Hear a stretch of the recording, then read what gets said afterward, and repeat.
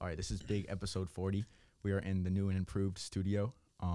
We are talking about time management today. And ironically, we are about an hour late to what we planned on starting. We plan on starting about 6 o'clock, and it's currently 7:30, so an hour and 30 minutes late. So I guess this is a well-needed topic for both of us. Yeah, I don't know if we're even qualified to be talking about this. But I mean, let's jump right into it. I mean, I think like from what I've learned, like one of the easiest ways for you to waste time, like as being like involved in business and like school even, is like emails. And like you can literally hop on an email and like you can overthink what you send. If you don't know how to properly send one, you'll be like, okay, this is going to my professor, this is going to a potential employer of mine, and I'm like overthinking everything I say. But I feel like a lot of people try to overcomplicate emails, but it can be really simple if you make it simple. And Yeah, I agree. And I think one of the biggest things about emails is they just constantly are coming into your inbox throughout the day, and it serves as something that distracts you, right? You can be working on one thing, you hear like an email notification, or you see one pop up, you instantly go over whatever you're working on, totally interrupted. You go send an email, then you come back. It's just it's ruining your time productivity. Yeah, whatever. Your time management. And so, okay, I'm curious. That was the word I was looking So for. what's something that you've done like in the past that you used to manage emails and you used to do this, say A, and now you do B instead? And why is it different? I think I used to do exactly what I just said. Really no like filter on when I can see my emails, when I respond to them. And like going forward, and this was mainly due to probably deep work. This book right here is where I mostly picked this up, is just like setting aside, making sure that you're not just constantly checking emails throughout the day, right? You need to have some times where you can't have that distraction constantly moving you away from something more productive, or like set aside some time to say like, hey, when I wake up from 6 a.m. to 6:30, I'm going to open emails and respond to them, and then I'm not going to do that again until 1 p.m. And that will make like such a tremendous difference, because in that time in between those blocks, you'll be able to get a lot done because you're not being constantly dragged over to your inbox. Right. And I think what you just said there, blocks, is going to be like a big theme of this whole podcast and this conversation, is because blocks are powerful. And because if someone is listening to this and they don't know what blocks are, it's basically just set aside exactly what you said. You set aside a 30-minute, maybe even 15 minutes if you're responding to a few emails. And you set aside that 15 minutes where you just attack that task of the day. And in your case, so you wake up, it's 8:30, and you just answer all your emails that came through overnight, or maybe that you didn't get to in the morning. And then you set another time slot, maybe 15 minutes in the afternoon from like 2 to 3 or something, where a lot of people are responding to emails from like 9 a.m. to like 2:30. So that's a good time to check after people respond, and then you can check it one more time in the evening before you put your computer down. And it's such a powerful like hack, and I think most people don't realize it. And another hack actually for emails is actually the time send. So actually this past weekend, I was thinking about sending emails to people, and it was a holiday weekend, and I was like, okay, most people aren't going to be on their computer. They're probably with family and whatnot. So Thanksgiving is what I'm talking about. I guess this is coming out tomorrow, so it's all relative. But I was like, okay, well, I'm going to send all these emails out, and I really shouldn't send out emails because they're not going to respond for 2 days, and maybe they might not see my email. It's not going to be at the top of their inbox. So actually, this is the first time I think I've ever done this, is I actually scheduled to send the email on Monday morning at 8 a.m. So this will not only help me just manage my time and be like, okay, I have some free time on Friday and Saturday. If I schedule the send to go out on Monday, that person is likely going to see that at the top of their inbox, which means 1, they're going to respond faster, and 2, my answer is going to get, my question is going to get answered a lot faster than if I didn't schedule send it. To be honest, I've never even used that feature. I'm not even sure I knew that was a thing. I guess it makes sense that it is, but I'm going to have to look into that. Yeah, it's quite the tool. And I think there's a lot of I mean, this goes with like, you can apply this to like emails, and you can also apply it to like texting. Like if you're on your phone right now and you have a lot of text that you send out, whether it's friends, whether it's leisure, it's work or whatnot, you're still spending that time on your phone. But if you do the exact same thing that you do with emails and apply it to text messages, you can do the exact same thing. 100%. I think like round and round, it all comes down to, and this is exactly what Cal Newport talks about in this book, is emails, text messages. It's what he refers to as shallow work, right? And that's not what you want to be spending your time doing, because that's not what is productive. That's not what is like meaningful. It's easy, and it doesn't like the easy stuff is it's easy, which makes it easy to do, right? Something like reading an email and sending and responding to it, you're much more likely and you're going to want to do that more than starting a big project. And it's important to like recognize that and like employ things like blocks to really set aside time to say, hey, I'm actually going to start and tackle this big thing I need to start. Right. And I think something else I want to touch on, like importance of shallow work and the difference in deep work. Some things you can do in shallow work, you can really take advantage of like other inputs. So for example, a podcast right now.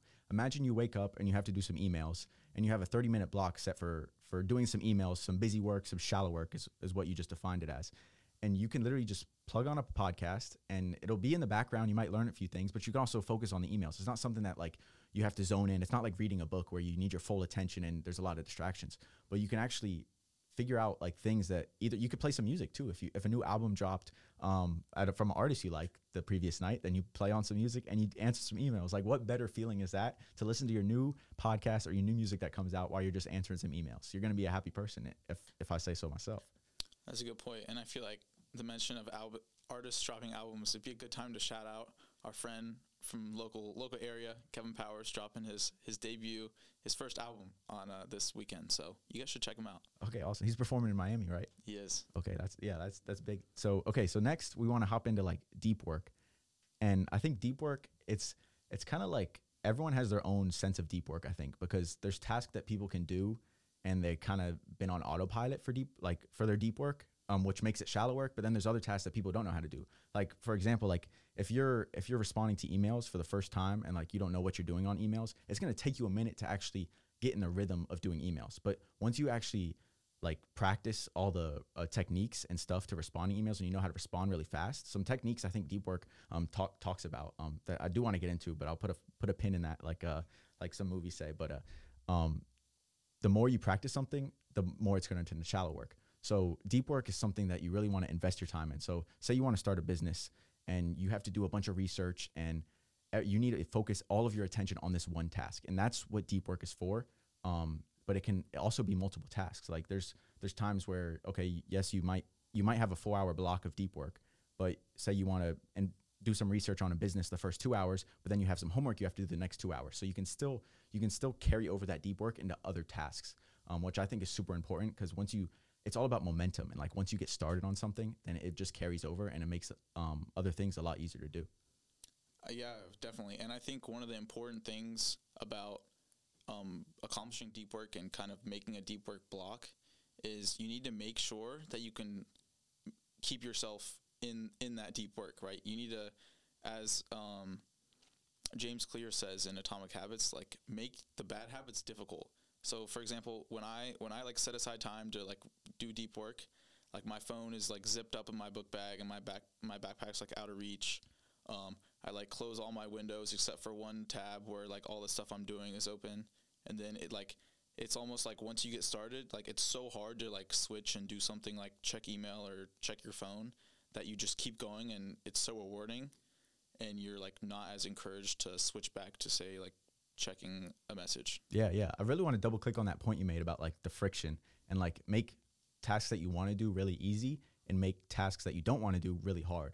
So for example, I mean, I think we were talking about this in a previous episode with Ben, and he was talking about how all of us are guilty of it, of you wake up and the first thing you do is you look at your phone and you just lay in bed maybe for 20 minutes, maybe an hour, maybe even 2 or 3 hours. Some people, I've probably done that once or twice recently. So that's just something that you don't want to do in your life. You wake up, you get started in the day. So what you can do instead of just waking up and looking at your phone, maybe it's on your bedside table, what you can do is just put it on the desk. And maybe it's like 10 feet away, and that makes you have to stand up, walk over to the desk, maybe when your alarm goes off, and then you're a lot less likely to just fall into that habit of, oh, let me hop on my phone and just scroll social media or whatnot.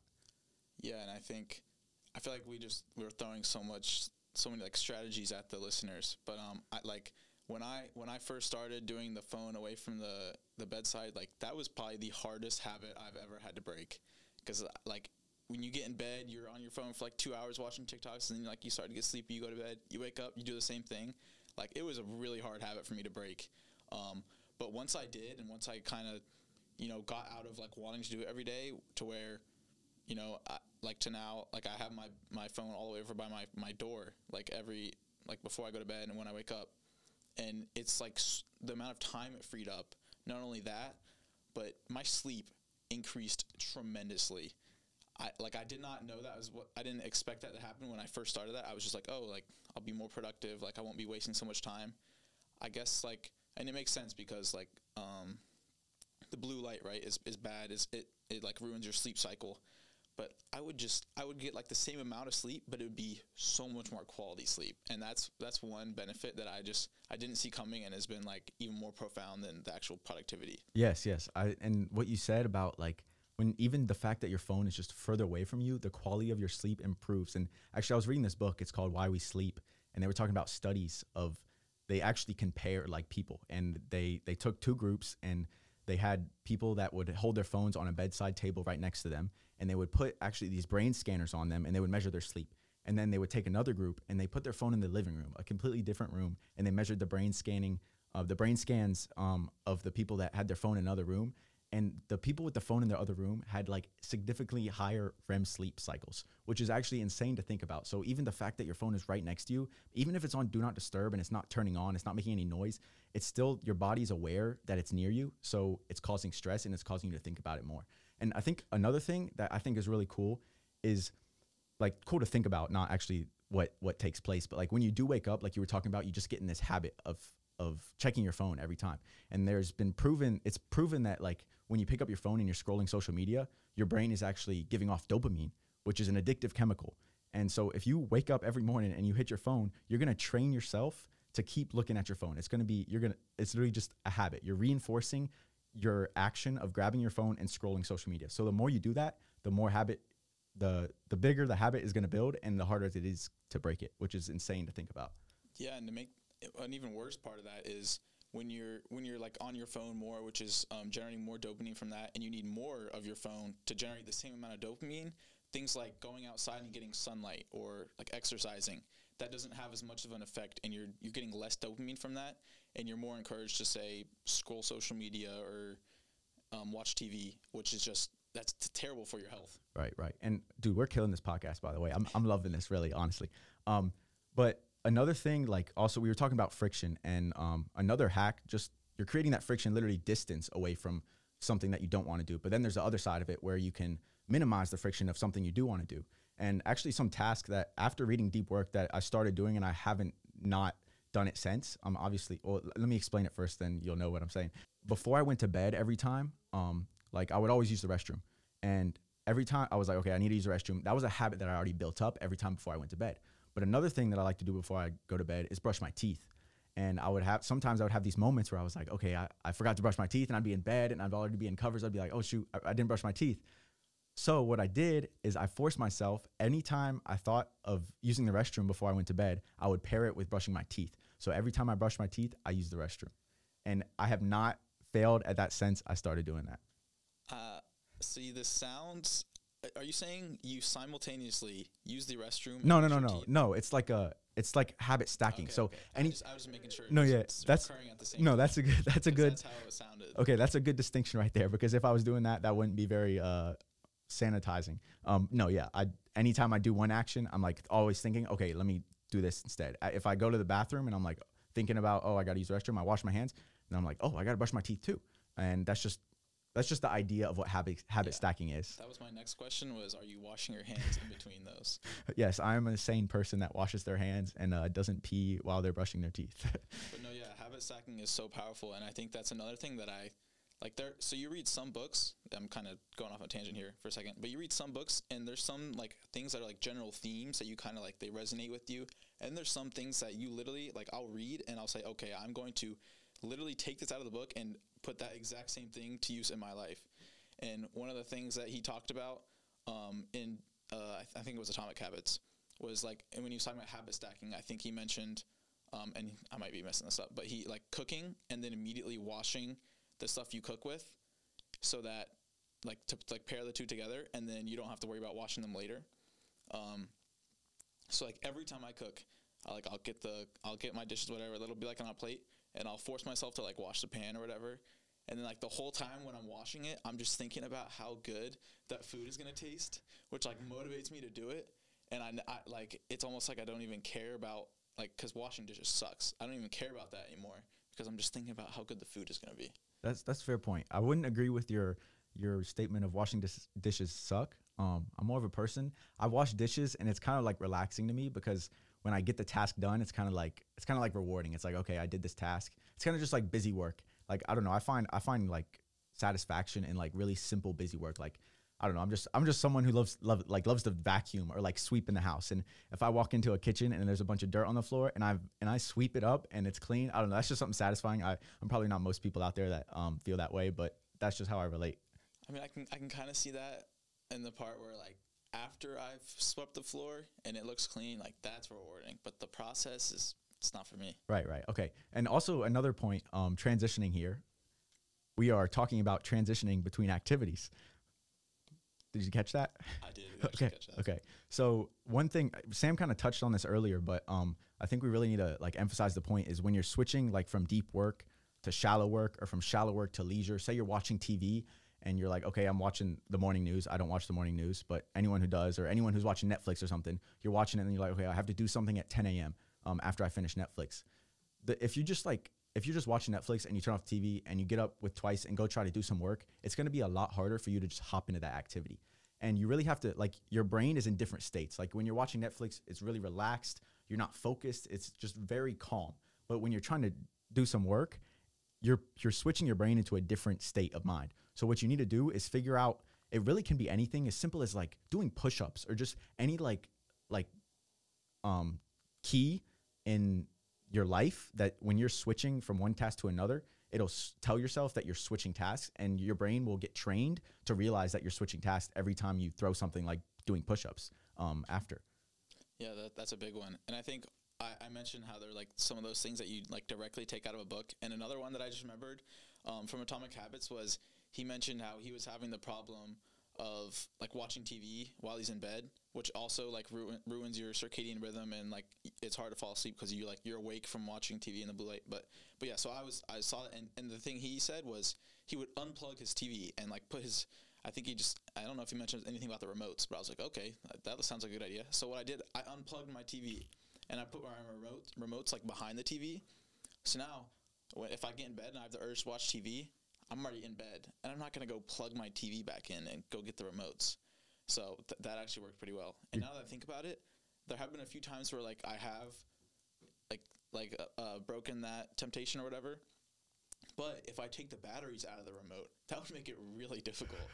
See, you see what you're doing? You're creating friction, dude. That's honestly a perfect example right there. Also, something else that reminded me of actually is kind of like, I didn't really think about it until like this podcast right now. It's like, when I'm doing a workout, and I hate doing core. I mean, who likes doing core? But who does core? Okay, I do core. And the way that I do core is like, say I'm doing legs for the day, and I'm doing a chest workout or something, or triceps. Did I say legs? I said chest, right? I think you said you do chest, triceps, everything except legs. Yeah. Okay, I don't think I said legs. I didn't remember what I said, honestly. But say I'm doing a workout and I'm doing 3 sets of something, but I know that I have to do core after, and I want to push myself to do core. I'm going to start doing core when I finish like my second set of doing that chest workout. So that gives me that momentum of working on the core. If I bang out my second set and I know I have another set of chest to do, and I go over and do a core activity, if I'm just laying on the ground, I do some scissor kicks or something, it's telling my body, okay, you're about to do some core. It motivates me to do core. When I finish that last set on the chest, my mind is already like, oh, I already started core. I might as well finish core. And that's just a way that I've like trained myself to be like trained in 2 ways to be more ready for core and really just do something that I want to do in life. I feel like you can apply that to a lot of things. That just made me think, if you're someone who's hearing like habit tracking, you're like, I don't want to do that. Think of it like a superset, right? You're doing one good thing and you want to immediately associate it with another good thing and like do it right after another. You just create a superset. That's a good point. Superset, you can superset anything in your life. I mean, like I superset brushing my teeth and using the restroom before I go to sleep.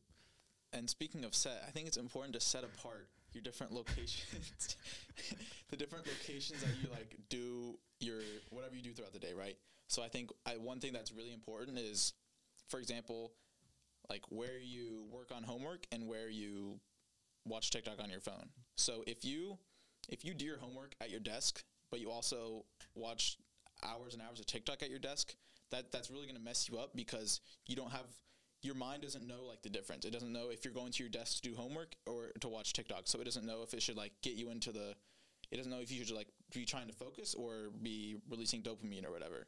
And that really creates another distraction, another hindrance in trying to get things done. So it's important to, like, for example, what I do is if I'm at my desk, I'm doing homework or something. If I want to go do something else, I leave my bedroom and I go to like the couch, or I go like go somewhere else. And that also is something I noticed that really helped a lot. Yeah, that's a great point. I feel like a perfect example of that is like when you're in bed and like you lay in bed and you're comfy, you go under your covers, you should train your body to realize that it's sleep, and you should fall asleep within 10, 20 minutes. If you're sitting in your bed scrolling through TikTok and you're releasing dopamine, your body is going to have a hard time falling asleep when you just set your phone down on the bedside table. So that just really emphasizes your point there. And I think really what I want to dive deep into here is something that I'm really into is like managing your phone, and like some hacks that you can do on your phone that allow you to be productive and manage your time well. And I think just relating to the sleeping for now is the one we'll kick off this these little points here, is just like when there's this feature on your phone, and this kind of like sciencey, not really a time management, but there's this thing on your phone where you can set your phone into like sunrise and sunset, and it turns your screen brightness down, so it reduces the blue light that comes off your phone. So obviously when the sun sets, your phone is going to lower light, which will tell your brain and your eyes will read it, and it'll be like, okay, the sun's going down and it's probably time to go to sleep soon. And how this carries over into time productivity is the better sleep you get, the next day you're going to be a lot more alert. You're going to be a lot more focused. You're not going to be fatigued. If it's 2 in the afternoon, 3 in the afternoon, you're going to be a lot focused, and that's where it all starts from sleep. And I guess to add on to that, another benefit would be if you're seeing the brightness go down and you're telling yourself it's time to sleep, maybe that will result in less time spent that night on your phone. That's a good point. Okay. And then another hack that I don't know if we've touched on it on this podcast before. I feel like we just talk about it a lot. So maybe that's why I think that. But like setting time limits on apps. So think about like I really like, some people would probably be surprised if they go on their time management or their screen time and they look at how much time they spend on TikTok, on Snapchat, on YouTube. And really, if you look at that every day, you're really going to realize, okay, I really need to cut back on the amount of time. Like add up, say you spend an hour on those 3 things that I just said. That's 3 hours of your day. Imagine how much you can accomplish in 3 hours of your day. So a way to really make yourself more aware of that is put these time limits on your phone. And you go in, you set screen time. You can set 30 minutes on TikTok, 30 minutes on Snapchat, 30 minutes on whatever number. Obviously, you want to start with something that's manageable, and then you work your way up. Like Atomic Habits says, you don't just want to like delete TikTok when you're on it for 2 hours a day. But that's another hack that I really think is underrated and a lot of people don't appreciate. Yeah, I think like that's one thing I've been doing for a long time that I've really noticed. Like I've gradually gone down to the point where a lot of my time limits are like essentially 0. And I think on the topic of like things, one thing that I've done for forever that I never really like even think about anymore is I have my notifications off for like Snapchat, Instagram, TikTok, YouTube, which has been like so powerful because there's nothing like one of the, like in terms of like picking up your phone and opening it, like a Snapchat notification, like a DM on Instagram, like a message on TikTok. Like that is so like your mind just instantly like you want to open it, you want to see what it says. Like if you have those off and you don't know it's there, like that's another thing that will just tremendously make you more productive. Yeah, that is a great point. And like the more notifications you get, the more you're just going to build that habit of picking up your phone. Let me see what this next notification is. Pick it up, next notification. And even you can turn off like vibrations like on your phone, which I think is kind of, I've never tried it because I usually keep my phone. I don't know if there's a setting where you can turn off vibrate for certain apps. I really don't think there is. So if Apple, if you're watching this right now, you guys should make a setting where you could turn off vibrations for certain apps, because I know like I want it on for my phone. If someone calls me and it's someone that I usually, when you talk to someone, it's kind of urgent. So that's why I want to keep it on, and other apps I can't keep it on. Go ahead. So they actually do have that. Okay. And I get made fun of this all the time. I have my phone on Do Not Disturb 24/7. But I have in my Do Not Disturb, I set it so that like phone calls, any phone call from anyone in my contacts, or a second call from a number, it comes straight through, or a message from anyone in my like priority list, that will also come through. But doesn't it still keep the Do Not Disturb? So like I think like when you're on your phone though, like Do Not Disturb like blocks like banners from coming down, right? Not if it's a phone call. Oh, okay. But like, because I said it that okay, way. So yeah, so I guess I'm kind of, yeah, I'm kind of being like, a lot better. yeah, I'm kind of being like particular with this setting. But no, another setting also is one thing that I just recently started doing this was you can actually create different home screens for certain times of the day. So what I actually did is really recently, and I haven't turned back since, is I took all of like my distracting apps. So like I have like YouTube, I have like Snapchat, like a game that I have, and I put all these like groups of apps on another page. And then I have really all productive things like text message. I'm not on iMessage, so it might not apply to everyone that often. But like Safari, like clock, timers, just really basic like things that I can use to keep track of my time. And what I do is I turn off, you can swipe down and just click focus, and that's what I have it titled on, and it'll get rid of that second homepage that has all my distracting apps on it. So when I swipe down and I press focus, it'll silence all the notifications from that. It'll get it off my screen, so I can't even, it's not easy. I'm creating that friction between hopping on a game, hopping on Snapchat for 20, 30 minutes at a time. And the only thing, if I open my phone, I only have one page that is things that I can't waste my time on. It's mostly productive apps that I have on that page. I did not know that was a feature, so that's pretty cool. I guess we're both learning things in this episode. I think we mentioned Deep Work and Atomic Habits a lot.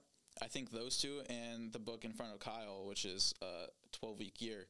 I think like those three books, I read all three of those, which Kyle lent me all three of them actually.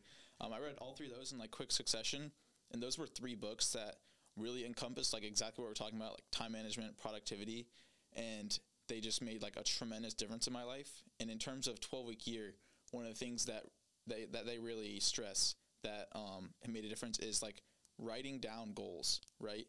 In the past, I would say like, hey, I want to be able to run a 4-minute mile. That's obviously not a goal of mine.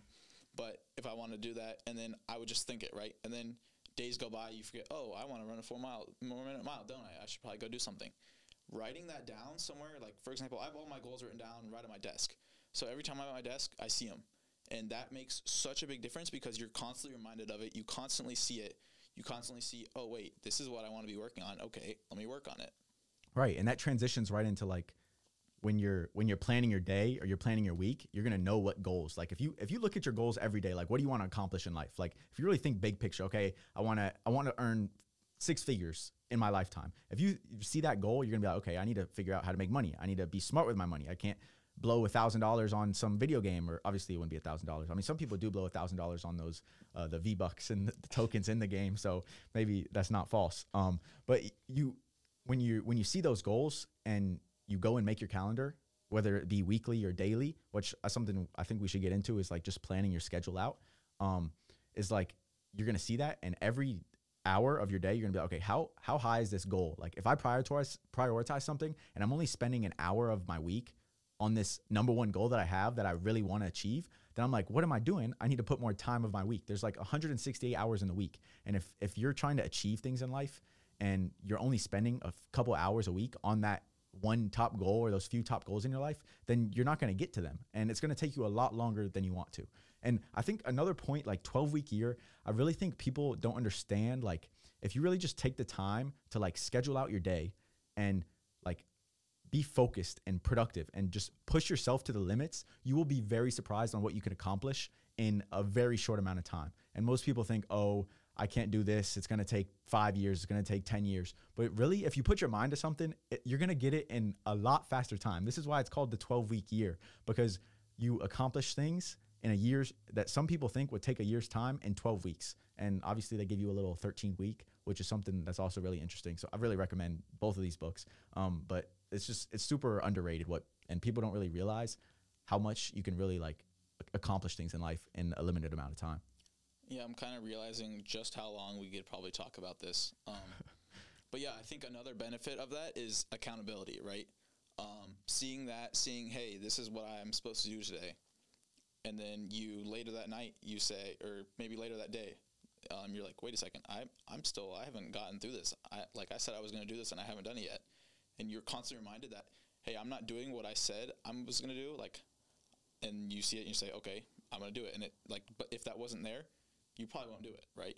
Yeah. And it just adds another level of being able to check yourself and motivate yourself. Yeah. And I think I'm in a psychology class, and my professor she's a mom of 2 kids, and she talks about how gold stars are an amazing thing for her 5 and 6-year-old, 7-year-old kids. And they're like, they give them a gold star anytime they do something good. Every time they finish their vegetables, they give them a good star. And that carries over into real life and career. Like the more accountable you are, and I think this, we really are right. Like we could literally talk about this stuff forever, because anytime I say something, something else pops up. But like when you keep accountability for yourself, then you actually have a measurement of how far you're going. And when you realize, when you're doing something over and over again, and you see yourself do it 10 days in a row, and you have 10 check marks or 10 gold stars if you're a 5-year-old, then you're going to see that and you're going to be motivated to keep doing it anymore. And you're not going to want to break that streak. So say you want to do 3 hours a day or 3 hours a week towards some business or some side hustle that you want to start. If you check off and you hold yourself accountable and do that every 3 weeks, it's going to be a lot easier for you to keep that habit once you just get it in place. Yeah, 100%. And I think one thing you said earlier was kind of calendars and planning out your day. And I think that's important to dive into, like you said. One thing that really made a change in my life also was just like a little schedule planner, which, I mean, I guess for a couple of reasons. One, just being that it helps me stay so much more organized, like knowing what I need to do. Like I can just instantly look at it and say, okay, this is what I have next. And I don't have to go look through an email to find a Zoom invite or something like that, because I have it constantly written there. And the same works obviously for like my Google Calendar. I think it was Sean a few episodes ago said his Google Calendar is literally just a rainbow. Like, and I kind of thought about that. I was like, wait a second, like, why am I not putting everything in my Google Calendar? And now my Google Calendar is just a big color bucket. But no, yeah, I think like, especially having that, and then just things, just not just for the organization of maybe you need to know like what you have, or like you may forget something, but also just saying, okay, here's what I wanted to do today. I'm going to do it. Right. It really is that simple. Like if you set out your day, or even I like to do it weekly just because it's kind of better for me to think that way. Some people like to do it daily, but like if you set out Tuesday, you have like 3 meetings and you have a bunch of stuff A, B, and C that you want to do. If you set out that time to do those things, you're going to get them done, because you're going to be focused, and you'll be like, okay, I got A task to do, and then I got B task to do, and then I got a meeting, and then I have to transition back into C task. And you're going to have that planned out, and it makes it so much easier. And you're not going to be stressed out about, oh, I don't have enough time to do this. I'm worried that someone might call. I think this brings up another thing, is like when you do have to reschedule, and when you actually are planning out and something breaks up that schedule. And I think it's really important to like prioritize things. And so when, say you have A, B, and C task, and someone calls you and they're like, hey, your kid needs to be picked up from the daycare, or something dramatic that needs your attention, obviously you're going to have to prioritize that. And I think you need to take that same attitude of, okay, realizing, yes, someone's kid might be more valuable than them completing some spreadsheet. You need to take that down to the smallest increments possible. Because if you really think about every task you're doing and how much are you prioritizing a certain task over a certain task, do whatever task that you think is going to be more beneficial to you.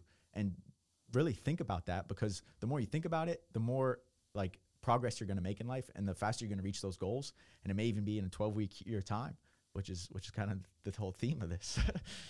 Yeah, I think when it comes down to it, like all of productivity and time management is just like a game with your mind. It's just like, that's like what all these books have in common. What they talk about is like, you can put these specific habits, these specific blocks into place to trick your mind into being productive. It doesn't have to be some intense battle. Like, you don't have to be like constantly saying, I'm going to get off TikTok, I'm going to go start this. Just go put your phone in another room. How much harder is it to be on TikTok? A lot. And then boom, you can work on that thing. Right. I think you really just have to think like, what do you want to accomplish in life? And I mean, if you're satisfied with scrolling TikTok all day and you want to do that your whole life, like, go for it. Like, there's nothing wrong with that. But like, you should really think about like, okay, if I really want to achieve this in life, then I really need to get my life in straight. I need to like order and have some structure in my life on how I get to these goals. And I mean, we've been rolling for like almost 40 minutes now, and I feel like we could talk about this forever. So I really highly recommend like everyone read these 3 books. I'm sure there's other ones out there, but like 12-Week Year, Deep Work, and Atomic Habits. Those are all 3 that I've read. Sam has read them too. And I think we're all big fans. Can you think of any like other books that are like that? That you know of? Not off the top of my head, no. Yeah, but seriously, because I mean, like, we're going over a lot of stuff right now, but like, make sure you read the books, because there's a lot of knowledge and benefits that you can get out of reading this stuff. I think like back to what I said, and you kind of corrected about TikTok, was like, obviously there are certain cases where it's like being on TikTok is totally okay, like if that's what you want to do. But also in the case like I used to like be big into TikTok and like try and make TikToks. Like, I had to be on TikTok because all the stuff I made was like trendy or whatever. So I would like constantly be looking for like whatever was like trending on TikTok. and I would base my content off of that. So there was like almost an excuse to be on TikTok. But I think the real problem was that it's really easy to stay on TikTok. You know, I'd say, okay, I'm going to find audio, and next thing I knew, I spent an hour just looking through funny TikToks. Yeah, I think that's super important too to touch on, like, because there's obviously a lot of creators out there that are like they have to be on TikTok, they have to be on social media. They're making over six figures on social media nowadays, which is insane that people are doing that in this day and age. Like, it's just changed so much. Like, you talk to people like that are older than us, and they're like, what, you're making that much money on a social media website or something?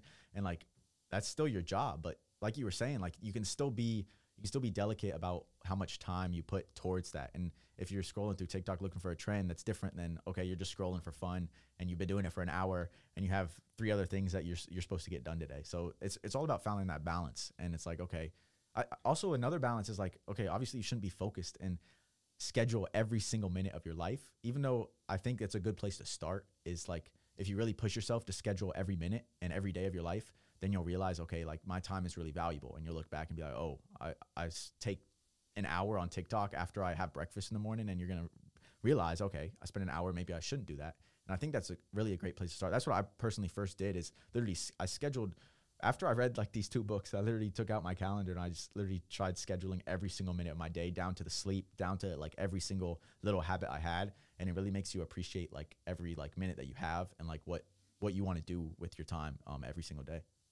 Yeah, I think another tactic on the topic of social media is, if you are on social media, try and on the platforms that this relates to, try and curate your following, right? So, for example, Twitter is what first comes to mind to me. Is like, I could be following, I don't know, like, I don't even know because I'm not on that side of Twitter, but like, everyone I follow on Twitter is either like has information that I like want to / need to, that's probably not true, that I like, that directly benefits me in a way that I believe it benefits me, or is like purely informational and betters me somehow. So when I open Twitter, I don't get caught in something like a video of a cat, if that's what's on Twitter. I'll see something that is like informational, and a lot of times it'll be like it'll be like a thread. I hate threads, but it'll be like how to make 6 figures. And I'm like, why am I on Twitter?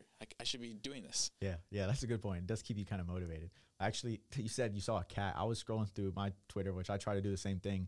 I saw like a video of it was a big python. It just like was in a trap, and they killed the python in the trap or something, which is something crazy. And I don't know how that showed up on my page, but it did.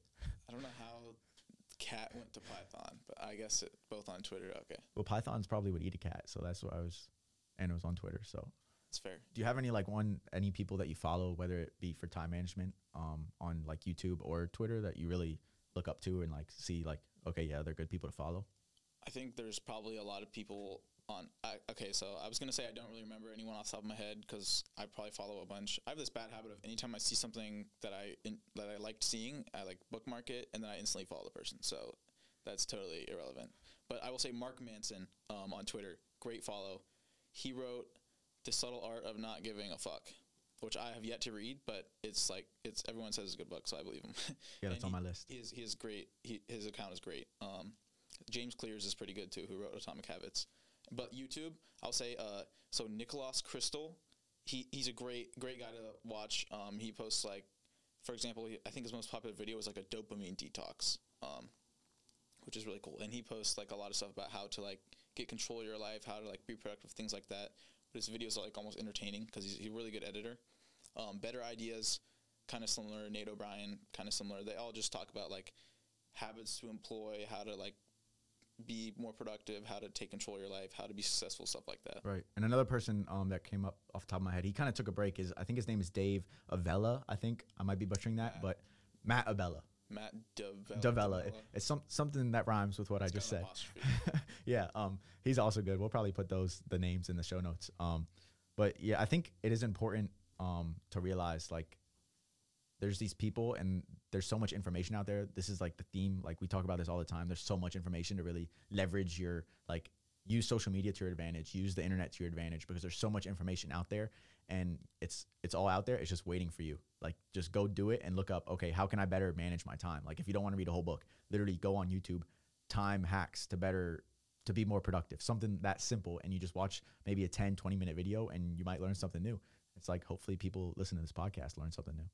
Yeah, I feel like a lot of this just sounded like us saying like, oh, why aren't you doing this? We're so good at this.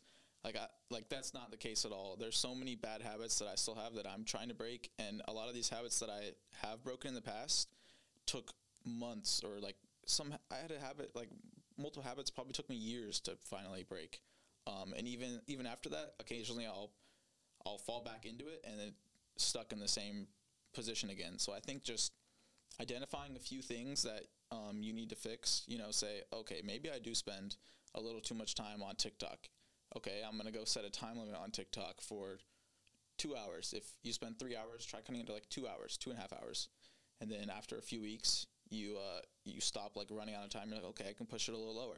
So like start with identify one habit or bad habit that you have and try and fix that. And then from there, maybe find another habit or really destroy that habit when maybe you just kind of fix it a little bit. Dude, yeah, that is actually amazing. This is episode 40, which is a big episode.